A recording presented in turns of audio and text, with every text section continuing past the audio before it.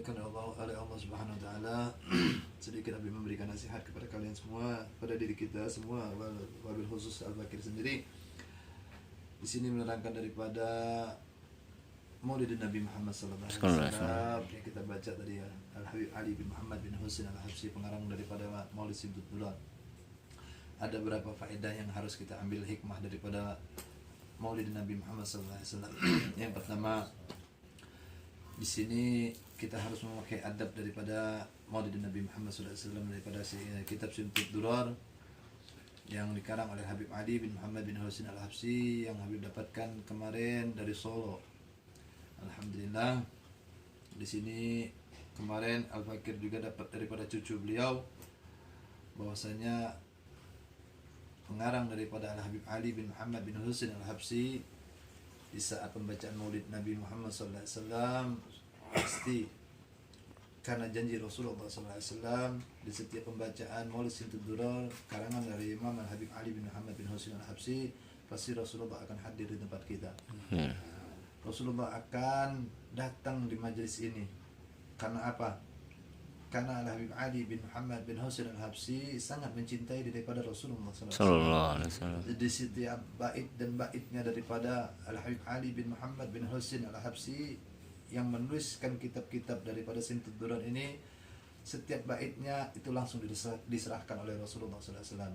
Diserahkan untuk diajukan kepada Rasulullah sallallahu alaihi wasallam. Di saat Al-Habib Ali selesai menuliskan satu bait daripada maulid yang dituliskan sama beliau, beliau menyerahkan kepada Rasulullah SAW. Ya Rasulullah, apakah boleh ini diizinkan untuk beredar di seluruh kalangan masyarakat? Apakah boleh ini dituliskan dalam kitab Maulid Simtud Durar? Maka Rasulullah SAW mengucapkan daripada sabdanya Rasulullah SAW, ya Ali, cucuku, lakukanlah. Aku ridhoi dan aku izinkan apa yang engkau tuliskan. Bahkan di setiap bait daripada tulisan yang dikarang oleh Imam Ali, di situ mendapatkan ridho daripada Rasulullah SAW. Jadi alangkah baiknya kita di saat Maulid Nabi Muhammad SAW dari pasal 1 sampai pasal 7 Mahlul Qiyam, dari Mahlul Qiyam Fahina Baruza sallallahu alaihi wasallam, itu ada jantungnya daripada Maulid Simtud Durar. Jadi jangan ditinggalkan, jantungnya itu yang penting di kalangan Maulid Simtud Durar. Karena apa? Di saat Fahina Baruza sallallahu alaihi wasallam itu banyak sekali yang diceritakan oleh Habib Ali bin Muhammad Al-Habsyi, bahwasanya di situ tidak ada manusia yang lahir dari rahim ibunya lahir dalam keadaan bersujud di hadapan Allah Subhanahu wa taala. Tidak ada manusia yang dilahirkan oleh ibunya di saat itu Rasulullah SAW lahir dalam keadaan sujud di hadapan Allah Subhanahu wa taala, menghadap kepada Allah Subhanahu wa taala dalam keadaan sudah bersih, dalam keadaan sudah mendapatkan sifat mata, dalam keadaan sudah berkhitan. Jadi kalau ada orang selain Nabi Muhammad SAW tidak akan mungkin, karena Allah Subhanahu wa taala menciptakan Rasulullah SAW dengan sesempurna ciptaan, sebersih-bersih daripada ciptaan. Jadi kalau ada orang yang bisa menyerupai daripada Rasulullah SAW, maka orang itu bukan disebutkan daripada sempurna, tapi itu adalah mukjizat. Tapi Rasulullah SAW adalah manusia yang paling sempurna ciptaan Allah Subhanahu wa taala. Jadi dari pasal ke pasal ini banyak sekali faedahnya. Bahkan di saat Rasulullah SAW dilahirkan, itu kota Rum, yang ada di kota Rum itu kota yang paling adidaya, yang paling hebat, paling luar biasa. Jaraknya sangat jauh dari Madinah dari Mekah ke kota Rum itu jauh jaraknya. Tapi dilihatkan oleh Allah Subhanahu wa taala di saat Nabi Muhammad SAW lahir, kota Rum itu kelihatan dengan jelas oleh Sadatuna Aminah radhiyallahu anhu, melahirkan daripada Rasulullah SAW. Dia melihat kota Rum itu sangat indah dan sangat luar biasa. Kenapa? Orang kalau lihat kota Rum itu ibu kota yang paling luar biasa di zaman itu, kota yang paling hebat. Tapi dilihatkan oleh Allah Subhanahu wa taala dengan tanpa batas, tanpa hijab apapun, terlihat semakin mendekat kota Rum tadi. Makanya disebutkan itu daripada mukjizatnya Nabi Muhammad SAW. Belum lahir pun belum dewasa pun juga Nabi telah mendapatkan mukjizat yang luar biasa. Jadi kalau kita membaca daripada manaqibnya Maulid Nabi Muhammad SAW karena Habib Ali bin Muhammad bin Husain Al-Habsyi, maka kita alangkah baiknya punya adab, jangan dipotong-potong. Kalau dipotong-potong kita nggak beradab, karena Habib Ali bin Muhammad bin Husain Al-Habsyi yang mengarang Maulid ini, beliau meminta izin langsung kepada Rasulullah SAW. Jadi kalau kita sembarangan membaca Maulid, jangan kita baca Maulid Simtud-Durar ini. Kalau kita nggak mengerti, kalau kita nggak pahamkan, atau kita melompat-lompat dari bacaannya, itu kurang afdol. Jadi lebih baik kita baca lebih dari awal sampai pasal fahina barzal fahina qarba awan hazal habib sampai mahlul qiyam, baru baca jantungnya daripada Maulid Simtud-Durar fahina barzal sallallahu alaihi wasallam wa qadib langsung doa. Jadi itu yang kita harus sampaikan. Yang pertama, yang kedua adalah kalau kita nggak lewat daripada jalurnya Nabi Muhammad SAW, adakah amalan kita yang kita membawa kita masuk dalam surga Allah Subhanahu Wa Taala? Adakah kita bangga dengan amalan kita yang akan bisa menjamin kita untuk masuk surga Allah Subhanahu Wa Taala? Kita ini anggaplah sudah masuk umur untuk belajar untuk membaca Al-Quran, belajar untuk membaca fikih, belajar untuk membaca pemahaman hukum Allah Subhanahu Wa Taala, apa yang diajarkan oleh Nabi Muhammad SAW. Kita sudah banyak membuang waktu. Jadi bagaimana caranya kita untuk berdekatan kepada Allah Subhanahu Wa Taala, untuk mendapatkan surganya Allah Subhanahu Wa Taala? Lewat jalur Nabi Muhammad SAW. Ada jalur yang paling istimewa. Jangan kita ibaratkan lemah, ataupun kita udah berkecil hati di saat kita tidak punya amalan, tidak punya bekal, ngaji nggak bisa, apa-apa nggak bisa, ataupun kita membaca yang lain kita pun juga nggak bisa. Jangan kita berputus asa. Mintalah kepada Nabi Muhammad SAW. Dengan apa? Kata Nabi Muhammad SAW, orang yang paling dekat denganku perbanyaklah sholawat. Orang yang paling dekat denganku memperbanyak amalan-amalan sunnah. Itu yang harus kita dekatkan kepada Nabi Muhammad SAW. Lewat Nabi Muhammad SAW, semua para anbiya, semua para nabi masuk dalam surga lewat jalur Nabi Muhammad SAW. Tidak ada lewat daripada jalur kenabian selain Nabi Muhammad SAW. Kenapa? Pintu surga itu dijaga oleh Nabi Muhammad SAW. Surga itu diciptakan oleh Allah Subhanahu Wa Taala untuk Nabi Muhammad, bukan untuk nabi-nabi lain. Jadi kalau kita tidak melewat daripada Nabi Muhammad SAW, kita nggak akan masuk dalam surganya Allah Subhanahu Wa Taala. Walaupun kita punya amalan ibadah yang paling banyak, tapi di hati kita tidak punya kerinduan sama Nabi, tidak akan, mustahil kita masuk dalam surganya Allah Subhanahu Wa Taala. Jadi itu yang harus kita lewatkan. Lewat jalur Nabi Muhammad SAW, agungkan nama Nabi Muhammad SAW, tanamkan dalam hati kita ada Nabi Muhammad SAW. Apapun yang kita lakukan, kehidupan kita sehari-hari dengan dunia ini, lakukanlah untuk Nabi Muhammad SAW. Jangan kita lupakan untuk apa? Sholawat kita jangan kita tinggalkan. Paling enggak sehari kita bersolawat, banyakin. Hari ini kita dapat 10, besok kita dapat lagi 15, besok lagi kita dapat lagi 20. Jangan kita kurang. Kalau namanya cinta, itu menambah, bukan mengurang. Kalau orang yang cintanya mengurang, berarti itu cintanya bodoh, cintanya mustahil, cintanya itu dusta. Tapi kalau orang cintanya dalam terhadap baginda Nabi Muhammad SAW, dia akan menambah terus kecintaan sampai larut dalam kemahbukan untuk Nabi Muhammad SAW. Jadi kalau orang sudah rindu sama Nabi Muhammad SAW, andai kata saat ini kita duduk dalam majlis ini, kita dibukakan atau kita diizinkan oleh Allah Subhanahu Wa Taala melihat wajah Nabi Muhammad SAW. Kenapa? Karena kita belum diizinkan oleh Allah Subhanahu Wa Taala untuk memandang wajah yang paling sempurna, wajah yang diciptakan oleh Allah lewat daripada tidak ada yang lebih sempurna dari ciptaan Allah kecuali Nabi Muhammad SAW. Kita tidak diizinkan oleh Allah. Kenapa? Karena mata kita seling melihat maksiat, mata kita seling melakukan hal-hal yang enggak diridhoi oleh Allah Subhanahu Wa Taala. Makanya mata kita tidak diizinkan oleh Allah Subhanahu Wa Taala untuk melihat wajah yang sempurna Nabi Muhammad SAW. Jadi kalau kita saat itu dibukakan oleh Allah Subhanahu Wa Taala hijab kita, mata kita diizinkan oleh Allah untuk melihat wajah Nabi Muhammad SAW. Apa yang kita adukan kepada Nabi Muhammad SAW? Apa yang kita inginkan untuk bertemu kepada Nabi Muhammad SAW?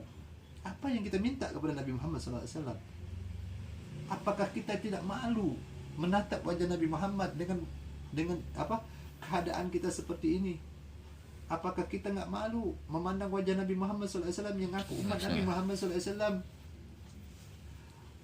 Salawat kita jarang, amalan sunnah kita jarang, apalagi melakukan perkara-perkara yang nyenengin Nabi Muhammad SAW. Salawat itu paling mudah amalan ibadah, paling ringan, cuman pahalanya paling besar di antara seluruh amalan-amalan yang lain. Amalan salawat itu paling mudah, paling ringan, lebih besar dari seluruh amalan-amalan apapun. Karena apa? Perintah yang lain Allah sendiri yang perintahkan dalam Al-Quran. Perintah salawat itu Allah sendiri yang perintahkan, tidak ada perintah lewat dari wahyu. Allah sendiri yang perintahkan kepada malaikat Jibril, innallaha wa malaikatahu yusholluna 'alan nabi. Aku dan para malaikatku bersalawat kepada Nabi Muhammad SAW. Apakah kita lebih mulia daripada malaikat? Apakah kita lebih mulia daripada Allah Subhanahu wa taala? Apakah kita lebih tinggi daripada Allah Subhanahu wa taala? Jadi kalau kita merasa bahwa diri kita masih bodoh, bahwa diri kita masih banyak kurangnya, bahwa diri kita masih sedikit amalan ibadah kita, mintalah kepada Nabi Muhammad SAW. Dekatilah Nabi Muhammad SAW. Merengek-rengeklah kepada Nabi Muhammad SAW.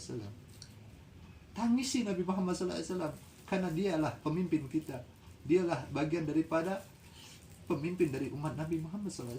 Kita ini umatnya Nabi Muhammad SAW. Kita ini yang ditangiskan oleh Nabi Muhammad SAW. Kita ini yang saat itu Nabi Muhammad SAW tidak pernah berdiri dari tempat sujudnya kecuali meminta ampun kepada Allah Subhanahu wa taala untuk umatnya. Nabi Muhammad tidak pernah bangun dari tempat duduknya selama 3 hari.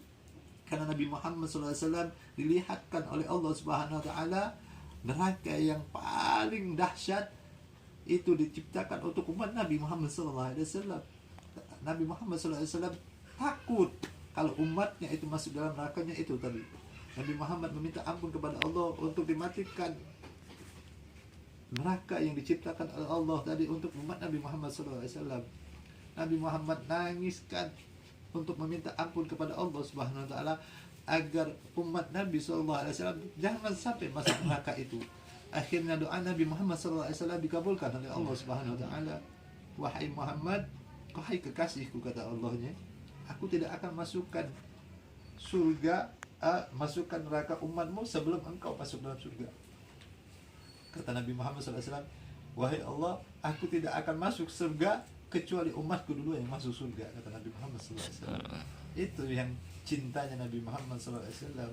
Bahkan Nabi Muhammad SAW diselusurin itu nerakanya Allah Subhanahu wa taala, dijelajahin oleh Nabi Muhammad SAW. Adakah satu daripada umatku masuk dalam nerakanya Allah Subhanahu wa taala? Kalau ada satu yang masuk dalam nerakanya Allah dari kalangan umatku, aku tidak akan ridho, kata Nabi Muhammad SAW. Jadi Nabi Muhammad tidak akan ridho daripada satu golongan umat Nabi Muhammad SAW masuk dalam nerakanya Allah Subhanahu wa taala. Karena apa? Nabi Muhammad tidak akan ridho, Nabi Muhammad minta ampun kepada Allah Subhanahu wa taala. Karena apa? Umat Nabi ini yang diciptakan oleh Allah Subhanahu wa taala. Kita ini hidup di zaman akhir zaman, tapi kita sudah dituliskan dalam Al-Quran. Kita ini sudah diabadikan dalam Al-Quran. Sudah diciptakan oleh Allah Subhanahu wa taala sebaik-baiknya umat. Jadi kita ini sebaik-baiknya umat ini di kalangan umat lain. Umat Nabi Adam, umat Nabi Nuh, umat Nabi Ibrahim, umat Nabi Allah Isa, Musa, semuanya itu lebih baik daripada umat Nabi Muhammad SAW. Kita ini umat Nabi Muhammad SAW yang dirindukan Nabi Muhammad SAW. Nabi Muhammad SAW bersedih. Nabi Muhammad SAW termenung. Di saat Nabi Muhammad termenung bersama sahabat Nabi Muhammad SAW, di saat itu beliau bersama sahabat Nabi Muhammad SAW sedang duduk. Nabi Muhammad sedang bersedih. Nabi Muhammad sedang melamun. Nabi Muhammad saat itu ditanya oleh sahabat, ya Rasulullah, apa yang membuat engkau gelisah? Apa yang membuat engkau sedih? Apa yang membuat engkau gusar? Kata sahabat tadi, saat ini wahai sahabatku, aku merindukan sahabatku, kata Nabi Muhammad SAW. Aku merindukan saudaraku, kata Nabi Muhammad SAW. Kata Nabi Muhammad SAW, aku ini saat ini seperti ini, aku rindu kepada saudaraku, kata Nabi Muhammad SAW. Lalu dijawab oleh sahabat, wahai Rasulullah, apakah kami ini adalah saudaramu? Kata Rasulullah SAW, bukan, engkau adalah sahabatku, bukan saudaraku, kata Nabi Muhammad SAW. Lalu siapa saudaramu ya Rasulullah SAW? Orang yang tidak pernah melihatku, orang yang bukan hidup di zamanku, tapi orang itu mengimani apa yang aku bawa. Orang yang tidak bersamaku, tapi dia mengenalku, kata Nabi Muhammad SAW. Orang yang tidak hidup di zamanku, tapi dia menurutin apa yang aku perintahkan, kata Nabi Muhammad SAW. Dialah umatku di akhir zaman, kata Nabi Muhammad SAW. Dialah umatku yang aku rindukan, kata Nabi Muhammad SAW. Kita ini dirindukan oleh Nabi Muhammad SAW di saat Nabi Muhammad masih hidup. Nabi Muhammad hidup, di saat itu kita dirindukan oleh Nabi Muhammad SAW. Kita ini pernah dirindukan oleh Nabi Muhammad SAW. Kita ini tidak pernah melihat wajah Nabi Muhammad SAW, tapi kita mengimani daripada ajaran Nabi Muhammad SAW. Nabi Muhammad membawa risalah, kita pegang risalah Nabi Muhammad SAW. Nabi Muhammad perintahkan untuk kita lakukan seperti ini, kita lakukan. Kenapa? Karena kita mengimani apa yang dibawa oleh Nabi Muhammad SAW. Kita tidak pernah melihat wajah Nabi Muhammad SAW.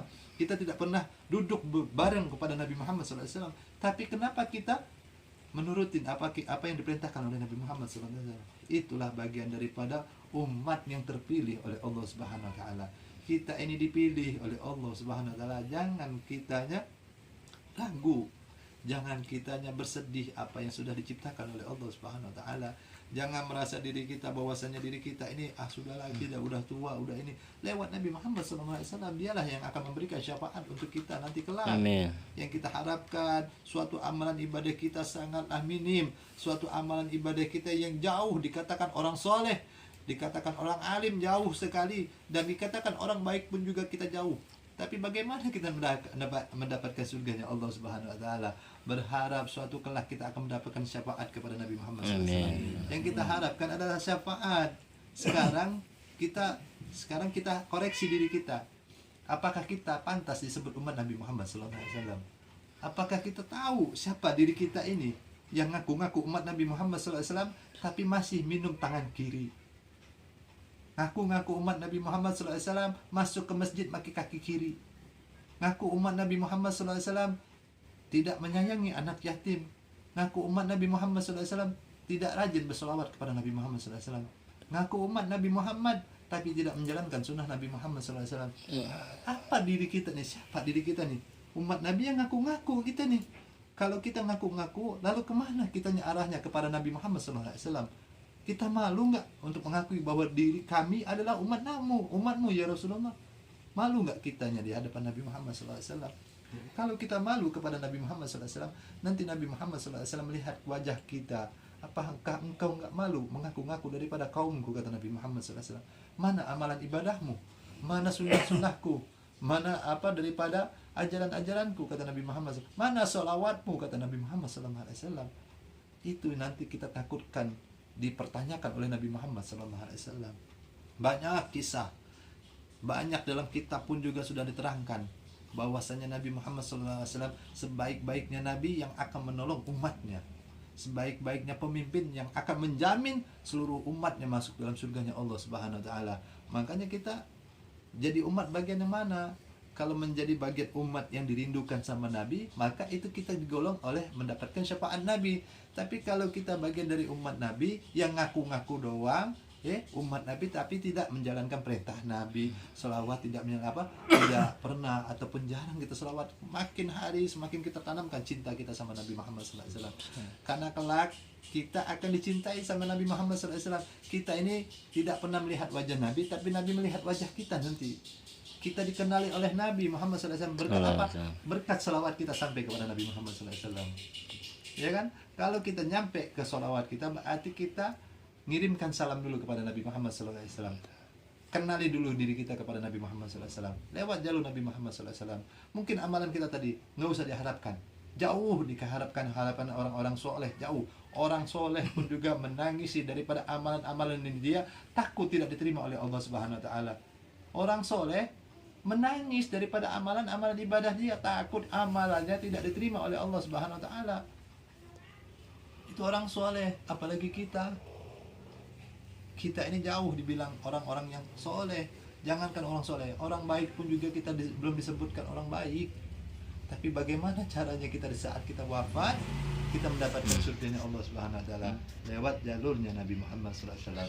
Di hati kita ada cinta sama Nabi, begitu ada sebutan nama Nabi Muhammad sallallahu alaihi wasallam langsung terucap, langsung berinteraksi kita untuk menjawab salam tadi. Apa yang disebutkan nama Nabi Muhammad sallallahu alaihi wasallam, kita membalas daripada sallallahu alaihi Muhammad. Karena disitulah nama Nabi Muhammad SAW bersanding dalam hati kita, berarti kita punya interaksi kepada Nabi Muhammad SAW. Ikatan hati kita kuat untuk Nabi Muhammad SAW, cinta kita kuat kepada Nabi Muhammad SAW. Itu yang harus kita lewat jalur Nabi tadi. Kalau kita nggak jalur Nabi, nggak akan kita masuk ke dalam surganya Allah SWT. Jangan harapkan amalan ibadah kita. Ibadah kita ini jauh ibadah kita nih. Apalagi di akhir zaman ini banyak yang lalai. Sholat subuh pun juga masih kesiangan kita nih. Sholat subuh masih pakai wudhu duha, ya. Sholat asar masih ketinggalan perintah Allah Subhanahu wa taala. Padahal Allah sudah perintahkan, orang yang paling aku senangin adalah orang yang menjalankan perintah wajibku, kata Allah Subhanahu wa taala. Terus Nabi Muhammad SAW juga sama seperti itu. Orang yang aku cintai, orang yang aku senangin, orang yang selalu mengamalkan sunnahku dan bersalawat kepadaku, kata Nabi Muhammad SAW. Maka itulah dua yang kita harapkan. Kalau amalan ibadah kita jauh dibilang amalan-amalan yang baik, maka lewat Nabi Muhammad SAW. Kalau Nabi Muhammad SAW cinta kepada kita, nanti yaumil mahsyar kita akan dipanggil oleh Nabi Muhammad SAW. Kita akan diajak untuk meminum daripada telaga Hudnya Nabi Muhammad SAW. Orang yang meminum telaga Hud itu, dia tidak akan kehausan di padang mahsyar nanti. Di saat padang mahsyar nanti orang bernafsi-nafsi, nggak ada lagi keluarga kita yang akan kita pikirkan nanti. Nggak ada sesuatu orang pun yang kita akan banggakan, kecuali Nabi Muhammad SAW yang akan menolong kita kelak esok. Di saat Nabi Muhammad mencari-cari kita, kemana kitanya nanti? Kalau kitanya pergi dan tidak berdekatan kepada Nabi Muhammad SAW, kepada siapa kita akan minta pertolongan kelak nanti yaumil mahsyar? Tidak ada satupun. Abah, ibu kita, istri kita, anak kita, semuanya pinapsi-napsi, semuanya ngurusin amal-amalan mereka masing-masing. Makanya kita saat ini dekatlah kepada Nabi Muhammad SAW. Mumpung kita masih ada waktu, masih ada nafas, mumpung ada kesempatan kita nih untuk berdekatan kepada Nabi Muhammad SAW. Hari ini kita bersalawat 10 kali, besok pagi kita bersalawat 20 kali. Lipat gandakan terus. Bila perlu kita bawa setiap hari, jadikan kewajiban salawat itu. Kenapa? Itu wajib hukumnya kita bersalawat kepada Nabi Muhammad SAW. Itu perintah Allah Subhanahu wa taala, bukan perintah Nabi Muhammad SAW. Jadi kalau perintah Allah kita akan turutkan. Kenapa? Allah sudah menyuruh kita untuk bersalawat kepada Nabi Muhammad SAW. Jadi kuatkan niat kita. Majlis ini menjadi musabab. Inilah suatu amalan menjadikan suatu orang yang duduk untuk menanamkan cinta sama Nabi Muhammad SAW. Orang yang duduk akan menanamkan rasa rindu sama Nabi Muhammad SAW. Kenapa? Orang yang duduk di taman surganya Allah Subhanahu Wa Taala, di sini min rawdatul jannah, kata Nabi Muhammad SAW. Orang yang duduk dalam majlisku adalah rawdatul jannah. Ya, di situ ada salawat Nabi Muhammad SAW. Tapi kata Nabi Muhammad, orang yang duduk di majlisku, aku akan datang, kata Nabi Muhammad SAW. Jangan takut kalian nih, pasti Rasulullah akan hadir. Cuman kita jaga adab di saat ada Nabi Muhammad SAW. Yang merokok tinggalkan dulu, karena Nabi tidak akan datang, tidak akan masuk. Karena kita tidak punya adab di saat itu. Kita Nabi masih ada di sini, kita masih ngerokok, kan kurang ajar kitanya kan. Makanya kita harus jaga adab. Mudah-mudahan apa yang kita lakukan saat ini menjadikan musabab kita rindu sama Nabi Muhammad SAW.